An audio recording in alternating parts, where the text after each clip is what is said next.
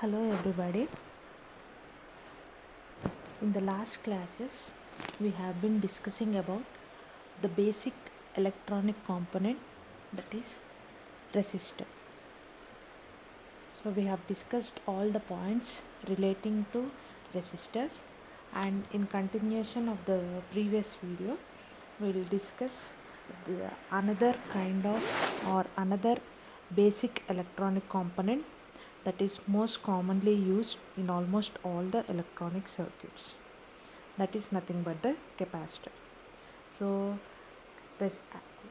resistors are one of the most common component what we use in any electronic circuit. Likewise, capacitor is also the another common component that is most commonly used in electronic circuit. So in today's video we'll try to discuss some basic fundamentals regarding the capacitors. Okay, so the learning objectives for today's video are: first we'll discuss what is meant by capacitor.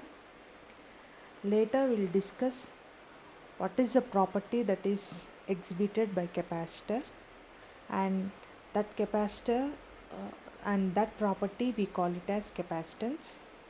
And later we'll see a typical capacitor construction, like what does a simple capacitor look like or what its internal construction is all about, we'll discuss. And later we'll discuss the factors that affecting capacitance. Okay, so let's start our discussion with the first learning objective, that is capacitor.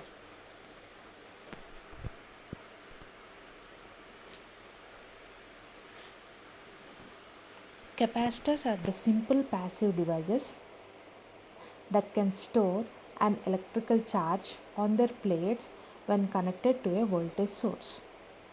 Like resistors, capacitors are also passive devices, but the thing is that capacitor's purpose is to store electric charge. In the internal construction of the capacitor, we see two plates. Between the two plates there will be some medium, and that medium will be called as dielectric, and the whole construction will be useful for storage of some electrical charge.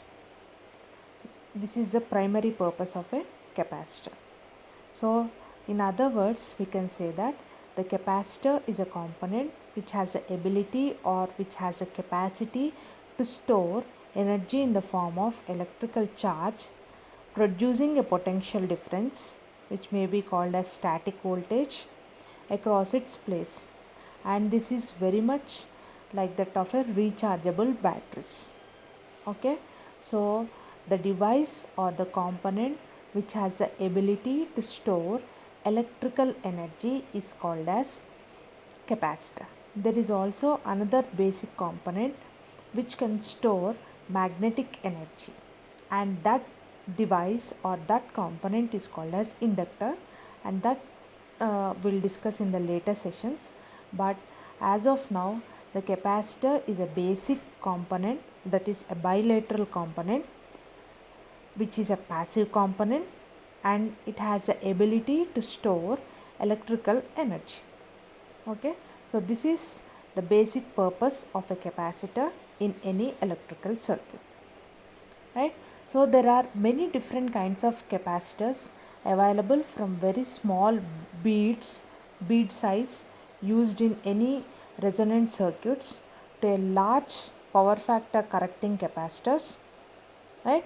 So that is from small size to very big size capacitors, like where we use for large power factor correction, we'll be using capacitors. But whatever may be the size of the capacitor, but the purpose of the capacitor is to store charge. So capacitor is used for the storage of charge. In its basic form, capacitor generally consists of two or more parallel plates.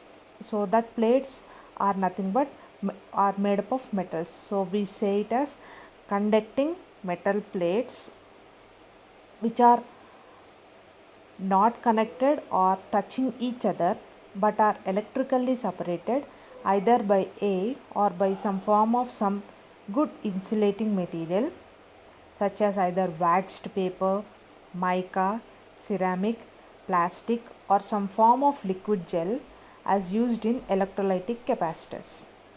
The insulating material between these capacitor plates is called as dielectric. Okay, this is what I was telling you previously, that is, in general any capacitor will have some plates, and between those plates we see some material material which is separating these two plates, and that separating material is called as dielectric.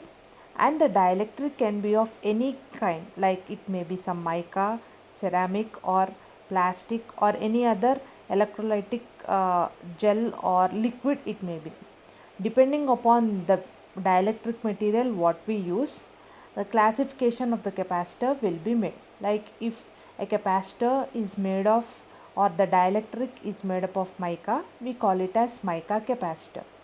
If the dielectric is of electrolytic type, then we call it as electrolytic capacitor. Or if the dielectric is made up of ceramic, we call it as ceramic capacitor. That is, the dielectric material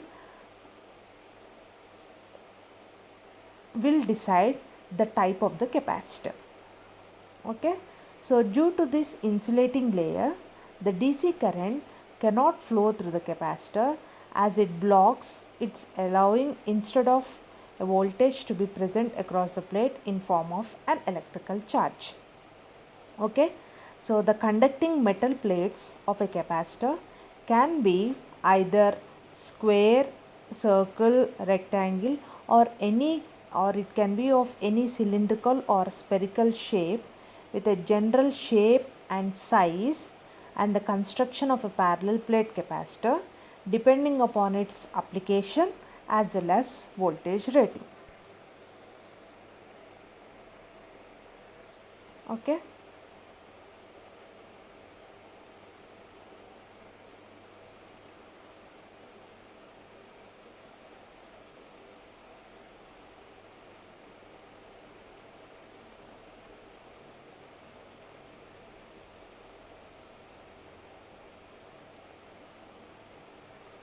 So these points are to be noted regarding the construction of a capacitor. That is, the capacitor plates can be of any shape, like it may be square or circle, rectangular or cylindrical in shape, or its size and constructional details may vary according to the application as well as voltage rating.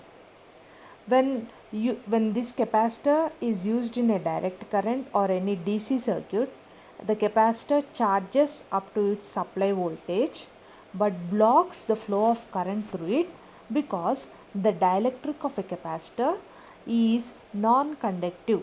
As I was telling you that the dielectric is made up of either paper, plastic, ceramic or mica, etc. That is, all these materials are non-conductive material.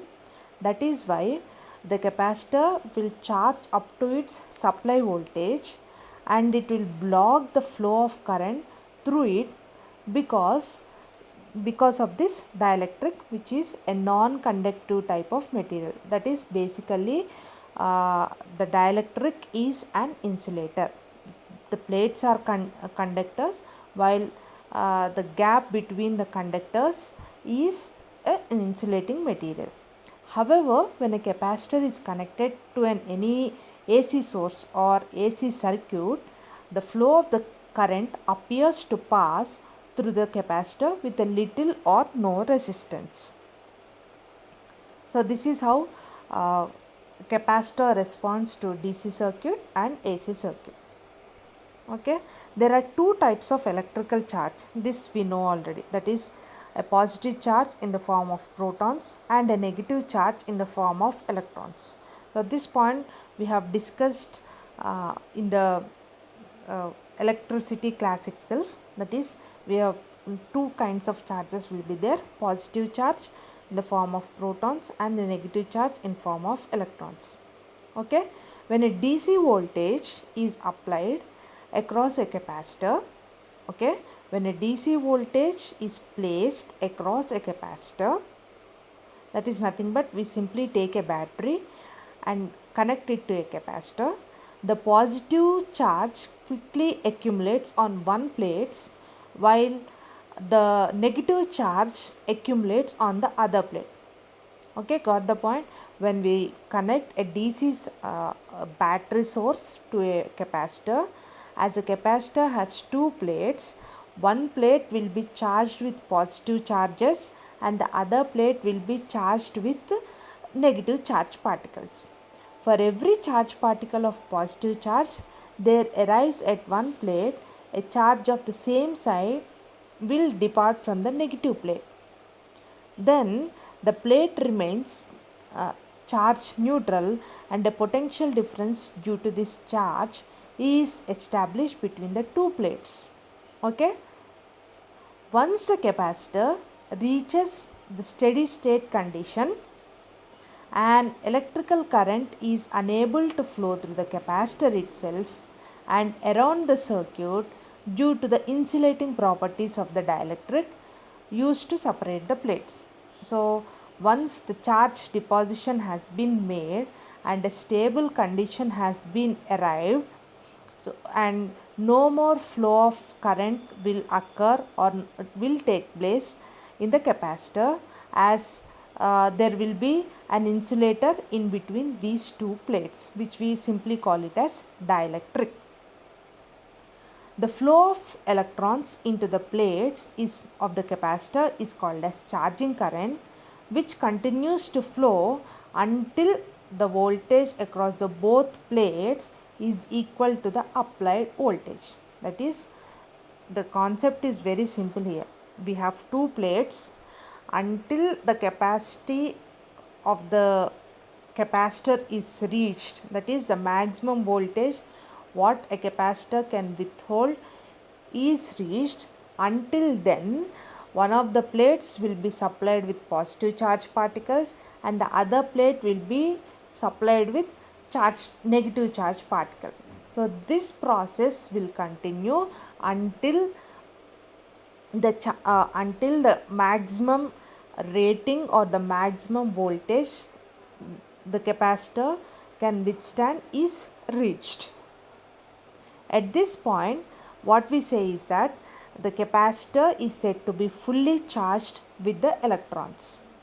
Okay, so this we can see in this diagram. So this is nothing but a capacitor. So here we have two plates. Here two black lines are there. These two plates are nothing but conductive parallel plates, and between these two plates there is a gray space. This is nothing but dielectric. When we apply a voltage VC, that is nothing but a battery, between these two plates of the capacitor, one of the plate will be charged with the positive charge particles and the other is charged with the negative charge particle. So this deposition of the charge particles with positive on one side, on the negative on the other plate on the other side of the plate will be done until the maximum rating of the capacitor is reached. After the maximum value of the capacitor is reached, the charging process will stop and now the capacitor is said to be fully charged. Okay, the strength or rate of this charging current is at its maximum value when the plates are fully discharged, that is the initial condition, and slowly reduces in value to 0 as the plates charge up to a potential difference across the capacitor plates equal to the source voltage. Okay, the amount of the potential difference present across the capacitor depends upon how much of charge was deposited on the plates by work being done by the source voltage and also by how much capacitance the capacitor has.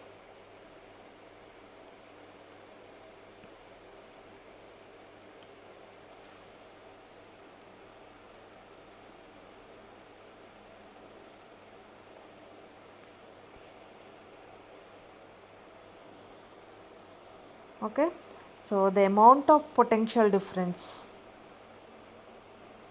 present across the capacitor will be dependent on how much charge was deposited on the plates by the work that is being done by the source voltage and also by how much capacitance that the capacitor has. So this we can see from the diagram.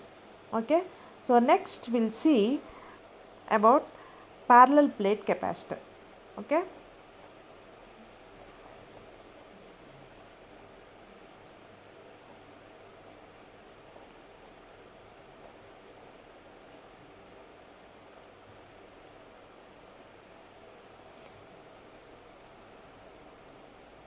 the parallel plate capacitor is the simplest form of the capacitor. It can be constructed just by using two metals or just metallized foil plates at a distance parallel to each other. Okay, with its capacitance units in farads. Okay, the units of capacitance is nothing but farads. So this is being fixed by the surface area of the conductive plates and the distance of separation between them. Okay, that is the capacitance will depend upon the area of the plates and as well as the distance of separation between them. Altering the two of these values alters the value of its capacitance and its forms and basics of operation of the variable capacitors. Also, because the capacitor stores the energy of the electrons in the form of an electrical charge on the plates, the larger the plates or the smaller the separation, the greater will be the charge and the charge holds for the given voltage across its plates. In other words, we say that the larger the plates, smaller the distance, more will be the capacitance. As the expression what we have given for capacitance is C will be directly proportional to A and inversely proportional to D. That is, A here we say it as area of the plates and D is the distance between the two plates or distance of separation between the two plates. So by applying a voltage to the capacitor and measuring the charge on the plates, the ratio of the charge to the voltage V will give the capacitance value of the capacitor, and it can be given or it can be written as C is equal to Q by V. Okay, so the relationship between Q, V and C can be given as C is equal to Q by V, where here we say C here as capacitance, Q is nothing but the charge and V is nothing but the voltage. The property of the capacitor to store charge on its place in the form of electrostatic field is nothing but the capacitance of the capacitor. Okay, got the point? So we also know that we can arrange this formula C is equal to Q by V can be rearranged as Q is equal to C into V. So we have said that the charge is stored on the plates of the capacitor. That is more exact to say that energy within the charge is stored in an electrostatic field between the two plates. When an electrical current flows in the capacitor, it charges up so that the electrostatic field becomes much stronger as it stores more energy between the plates. Likewise, as a current flowing out of the capacitor, discharging it, the potential difference between the two plates decreases and the electrostatic field decreases as the energy moves out of the plates. Okay, now we can define the capacitance as it is a property of the capacitor to store charge on its plates in the form of an electrostatic field is called as capacitance of the capacitor. I repeat, the property of a capacitor to store charge on its plates in the form of electrostatic field is called as capacitance of the capacitor. Capacitance is also the property of a capacitor which resists the change of the voltage across it. This point is also be noted. That is, capacitance is a property of a capacitor which resists the change of the voltage across it. Okay, so this is all about parallel plate capacitor, its construction, and how we define capacitor based on the charge, voltage and capacitance. And now we'll define what is meant by capacitor. Just now I have told you that the ability of a capacitor to store charge on its plates in the form of electrostatic energy is nothing but capacitor. That is what we have discussed or what we have defined just now, and we'll see in detail what is meant by capacitance now. Okay, so capacitance is nothing but the electrical property of a capacitor, and it is a measure of the capacitor's ability to store an electrical charge on its two plates, and its units is nothing but farad. As we know that it is named after the British physicist Michael Faraday. So after the scientist Michael Faraday, the unit of capacitance is named as farad, and it is a property or it is a measure of the capacitor ability to store an electrical charge on its two plates. So capacitance is defined as the ability that a capacitor has a capacitance of 1 farad when a charge of 1 coulomb is stored on the plates by a voltage of 1 volt. I repeat, capacitance is nothing but it can be defined as the capacitor has the capacitance of 1 farad when a charge of 1 coulomb is stored on the plates by applying a voltage of 1 volt. Note that the capacitance C is always positive in value.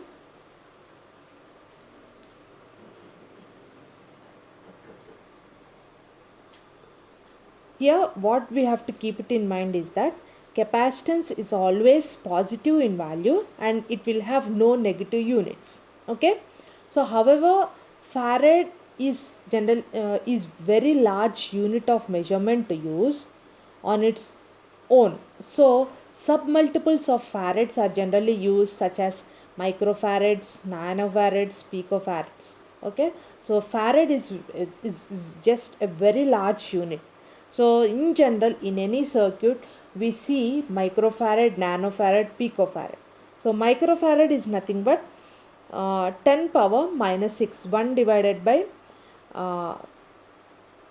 1 6 zeros. Okay, that is nothing but 10 power minus 6 farads. Nanofarads is nothing but 10 power minus 9 farads. Picofarads is 10 power minus 12 farads. In general, almost all the electronic circuits, we don't see the value farad all the times.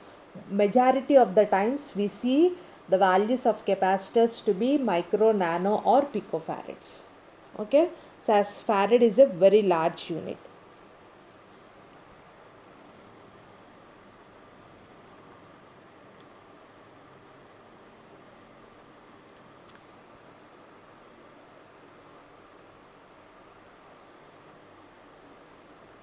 So next point of discussion is nothing but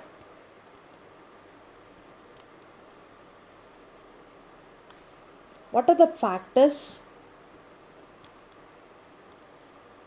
that affect capacitance. Okay, as we know that C will be equal is dependent on charge and voltage Q by V. There are the capacitance will be dependent on the physical parameters of the capacitor, like the area of the plates and also distance between the plates, and the property of the capacitance will also play a major role in on which the capacitance of the capacitor will be dim. For example, if we take a parallel plate capacitor, what I have shown in the figure, so you can see two parallel plates here. These are nothing but two square plates. Between the two square plates, so these plates have an area of capital A. This is also a plate, conductive plate. This is conductive plate A, this is conductive plate B. Between these two plates, there is a distance D in meters, whereas the area of the plates is given in meters square. And there is a distance D in between these two plates, and the dielectric material will have a permittivity of epsilon.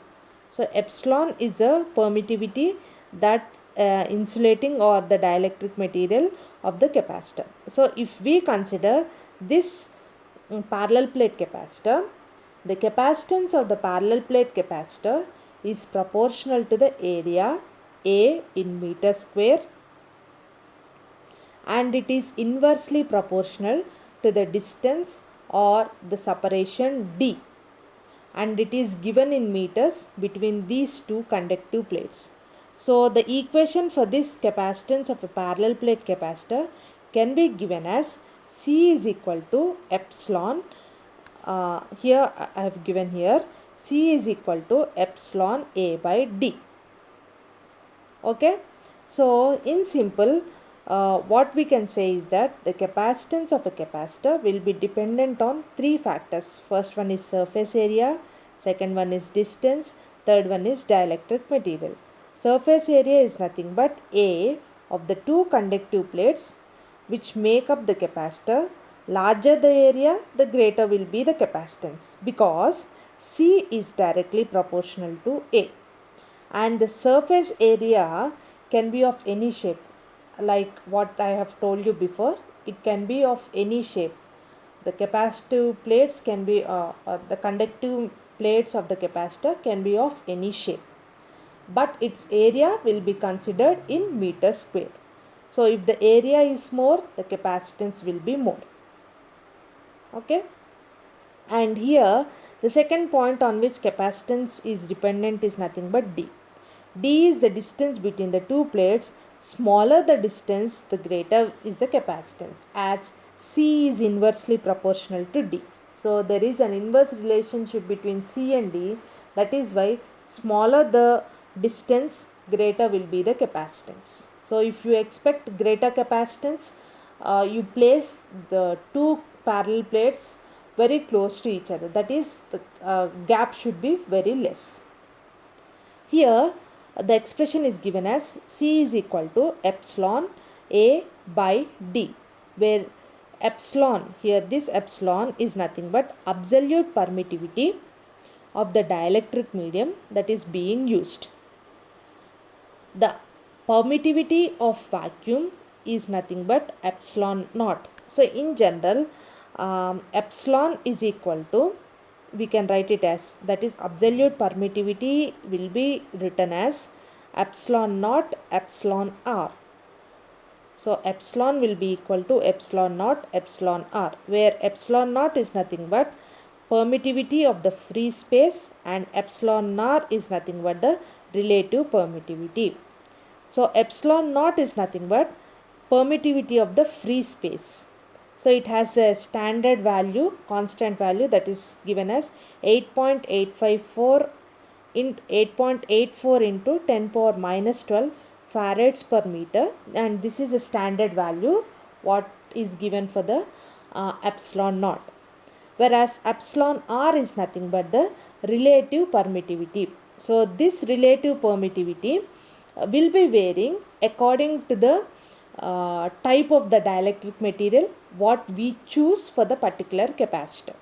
So based on the dielectric material, the value of epsilon naught, epsilon r will be varying, that is relative permittivity will be varying, but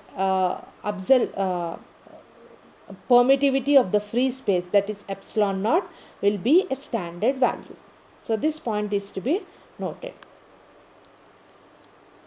Okay, altogether if we place substitute the value of epsilon with epsilon naught, epsilon r, the capacitance C can be written as epsilon naught A divided by D farads. So this is the value of the capacitance based on its physical parameters.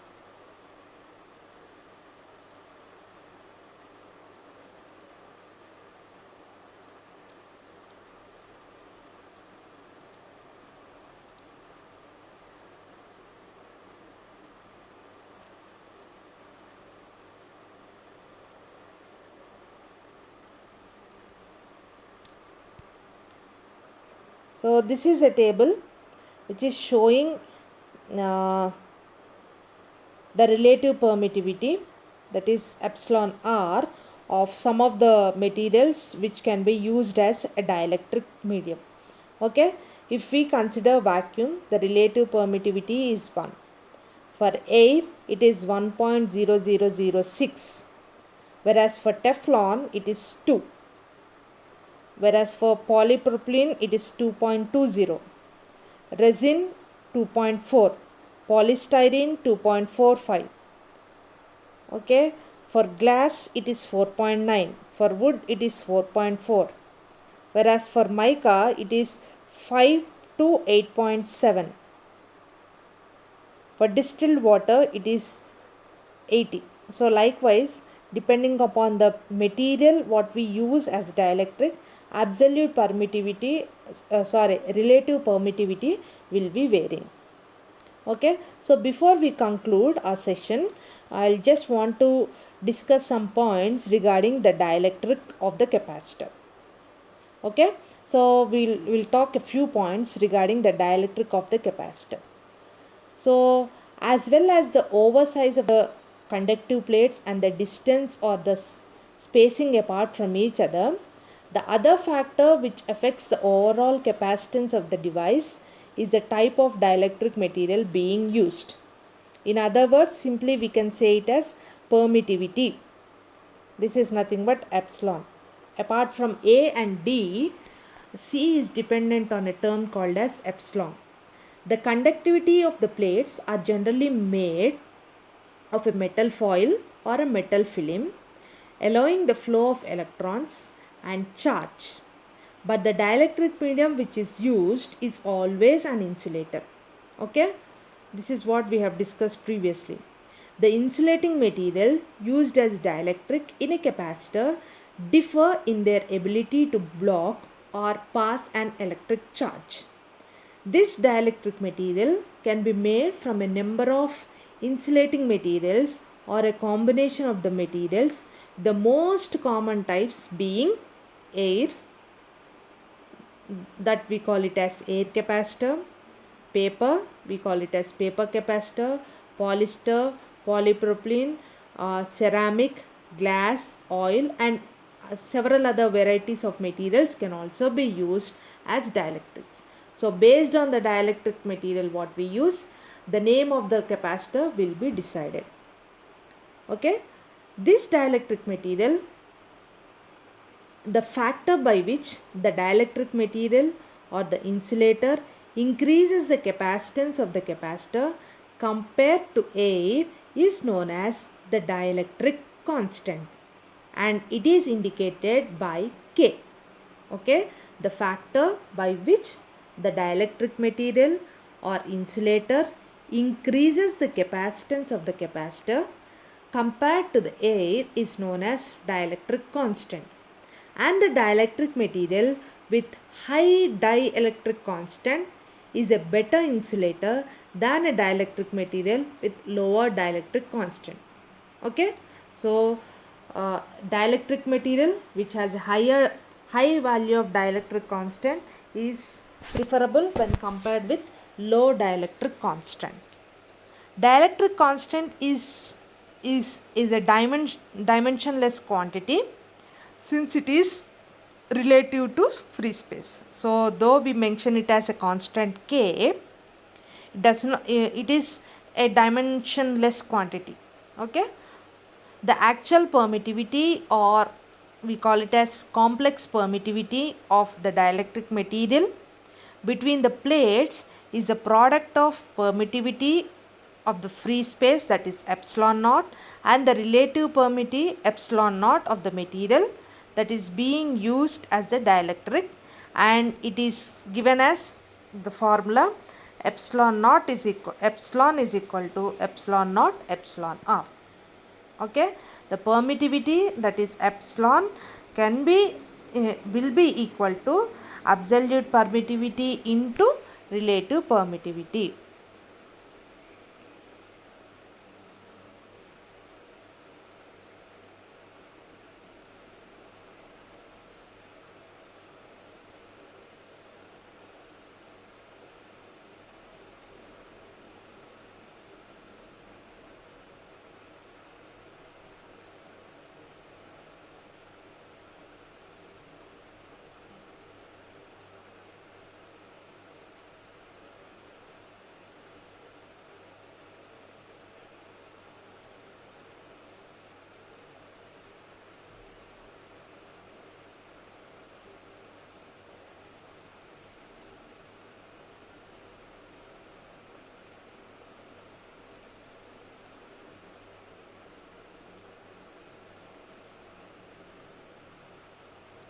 Okay, so this is all about the factors on which the capacitor value is dependent. Okay, so till now we have been discussing what is all about capacitor and on what factors the capacitance will be dependent has been discussed, and we have also seen the capacitor consists of metal plates that do not touch each other and are separated by a material which is called as dielectric, and the dielectric of the capacitor can be of any type like air or even vacuum, is generally which is a non-conducting insulated material such as waxed paper, glass, mica or different types of plastics can also be used, and this dielectric provides some of the advantages like dielectric constant is a property of the dielectric material and varies from one material to another, increasing the capacitance by a factor of k. And the dielectric material provides mechanical support between the two plates, allowing the plates to be closer together without touching. Okay, so next we have seen that permittivity of the dielectric increases with capacitance, that is epsilon increases with the capacitance. The dielectric increases with the maximum operating voltage and compared to air. So and also we have discussed that capacitors can be used in many different applications and circuits such as blocking DC currents while passing audio signals, pulses or AC or other time varying waveforms. This ability to block DC currents enables the capacitor to be used to smooth the output voltage of power supplies, to remove unwanted spikes from the signals that would otherwise cause damage or false triggering of any semiconductor or digital components. Okay, so capacitor can also be used to adjust the frequency response of an audio circuit or to couple together separate amplifier stages that must be protected from the transmission of the DC currents. Okay, so these are all the points which we have discussed regarding the capacitors in this video, and in the next coming videos we will be discussing what are the different types of capacitors, or the basic classification of capacitors will be discussed in the next coming video. Okay, so I hope you got the basic fundamentals regarding the capacitor, its expression, and also what is meant by dielectric and all. What is meant by parallel plate capacitor has been discussed in this video. So I hope you got all the points regarding these points. Okay, so let's meet in the next video with the classification of the capacitors. Okay, thank you.